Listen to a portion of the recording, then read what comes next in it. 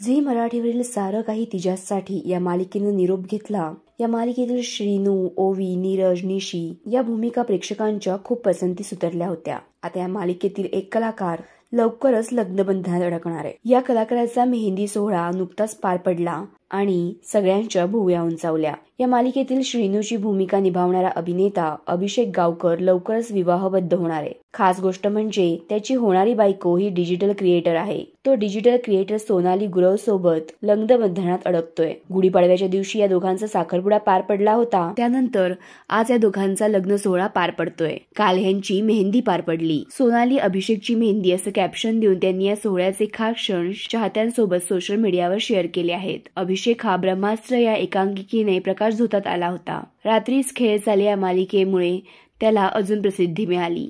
100 days, माझी माणसं, सुख म्हणजे नक्की काय असतं अशा मालिकांमधून त्याला आपण पाहिलं आहे। अभिषेक रील स्टार असलेल्या सोनाली गुरवच्या प्रेमात पडला होता हे त्यानं या आधीच जाहीर केलं होतं।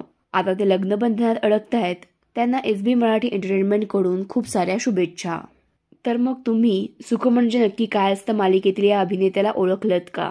त्याची कोणती भूमिका तुम्हाला खूप आवडते हे आवर्जून कमेंटमध्ये सांगा आणि SB मराठी एंटरटेनमेंट चॅनलला लाईक, शेअर आणि सबस्क्राईब करा।